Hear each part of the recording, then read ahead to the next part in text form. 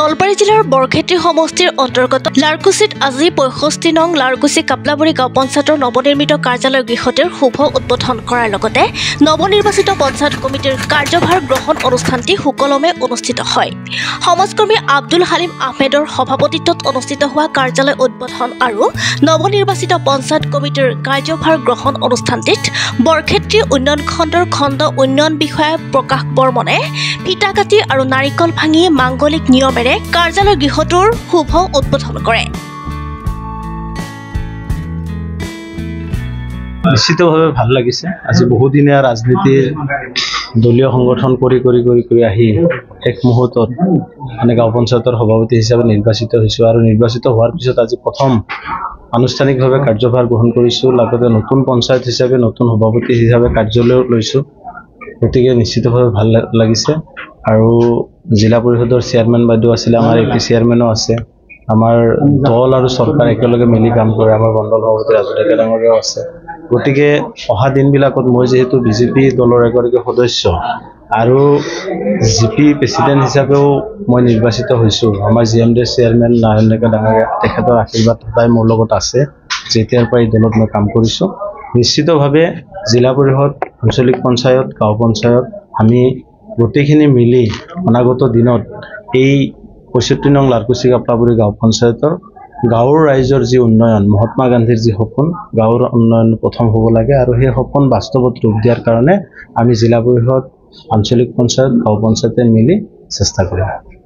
মই কৈছোঁ যে আজি জিলা পৰিষদো আমাৰ দলৰ পৰা হৈছে, আঞ্চলিক পঞ্চায়তো হৈছে, ময়ো গাঁও পঞ্চায়তৰ সভাপতি আজি বিজেপি দলৰে, আমাৰ চৰকাৰ আছে।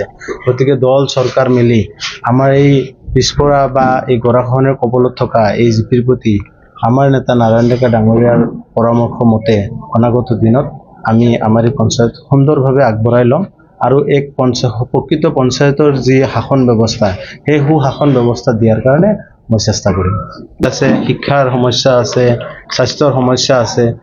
গতিকে সেইকাৰণে প্ৰতিটো বিভাগৰ লগত আলোচনা কৰি পঞ্চায়তী ৰাজ ব্যৱস্থাক কেৱল টকা লুটাৰ যি ধাৰণা, সেই ধাৰণা পৰিত্যাগ কৰি প্ৰকৃত ৰাইজক স্বাস্থ্য, শিক্ষা প্ৰতিটো স্তৰত এক সুন্দৰ শাসন দিয়াৰ কাৰণে বা শাসন ব্যৱস্থা দিয়াৰ কাৰণে মই লগতে মোৰ যি গাঁও পঞ্চায়তৰ টীম, সেই টীম আৰু আঞ্চলিক পঞ্চায়তৰ থাকিব আমাৰ লগত, জিলা পৰিষদো থাকিব, আমি একেলগে আগবাঢ়িম। সকলোকে ভক্তি ভৰা সেৱা নিবেদন কৰিছোঁ। আজিৰ এই যি আমাৰ পঞ্চায়তৰ যি প্ৰতিনিধিসকলে নতুনকৈ আজি পঞ্চায়ত কাৰ্যালয়ত তেওঁলোকে আজি নতুনকৈ দায়িত্বভাৰ গ্ৰহণ কৰিলে, যদিও মানে অফিচিয়েলি হৈছিলে, তেওঁলোকে আজি এটা ৰাইজক সাক্ষী কৰি এটা আনুষ্ঠানিকতা কৰি তেওঁলোকে তেওঁলোকৰ দায়িত্ব গ্ৰহণ কৰিলে। সঁচাকৈ ৰাইজৰ যিটো আমি সহায় সহযোগিতা দেখিবলৈ পাইছোঁ, খুবেই আনন্দিত হৈছোঁ। যিখন আমাৰ নৱগঠিত ৬৫ নং লাৰকুছি কাপলাবৰী পঞ্চায়তত ইয়াত নৱনিযুক্ত সভাপতি ডাঙৰীয়াই ১০টা ৱাৰ্ডৰ জ্যেষ্ঠ মুৰব্বী ব্যক্তিসকলক, আমাৰ দলৰ কাৰ্যকৰ্তাসকলক তথা এই অঞ্চলৰ বিভিন্ন স্বেচ্ছাসেৱী সংগঠন, অৰাজনৈতিক সংগঠন তথা সংবাদকৰ্মীসকলক নিমন্ত্ৰণ কৰিছে। আমাৰ নৱনিযুক্ত জিলা পৰিষদৰ অধ্যক্ষ বাইদেউ ইয়াত উপস্থিত আছে। আমাৰ দলৰ বিভিন্ন স্তৰৰ কাৰ্যকৰ্তা, মণ্ডল সভাপতি আদি উপস্থিত থাকি এখেতসকলক পৰামৰ্শ আগবঢ়ায় আৰু এখেতসকলৰ আমাৰ বিশ্বাস আছে এখেতসকলে বিভিন্ন সামাজিক অনুষ্ঠান পঢ়া জীৱনৰ পৰাই বৰক্ষেত্ৰী অঞ্চলত সমাজ ব্যৱস্থাৰ লগত জড়িত হৈ আহিছে, কাম কৰি আহিছে আৰু ৰাইজে এইবাৰ তেখেতক আশীৰ্বাদ প্ৰদান কৰিছে আৰু 10গৰাকী ৱাৰ্ড মেম্বাৰো তেখেতক সমৰ্থন লৈ আমাৰ নাৰায়ণ ডেকা দেৱৰ সমৰ্থনত তেখেতে সভাপতি হৈছে আৰু ভৱিষ্যতে এই 5 বছৰত এই অঞ্চলৰ ৰাইজৰ অভাৱ অভিযোগ যিখিনি আছে, যিমানখিনি পাৰে কাম কৰিব বুলি আমাৰ বিশ্বাস আছে আৰু আঞ্চলিক পঞ্চায়তৰ তৰফৰ পৰা তেখেতক যেতিয়াই আমাক বিচাৰে তেতিয়াই আমি সহায় সহযোগ কৰিম বুলি আজি আপোনালোকৰ মাধ্যমেৰে আৰু এই সভাখনত আমি প্ৰতিশ্ৰুতি দিছোঁ।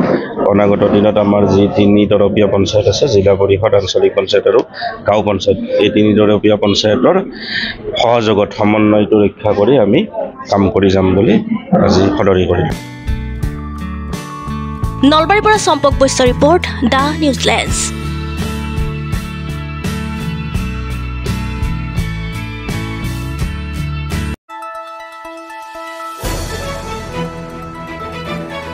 দ্য নিউজলেণ্ড, অবিৰত তথ্যানুসন্ধান, আপোনাৰ সেৱাত খবৰ সন্ধান। দ্য নিউজলেণ্ড।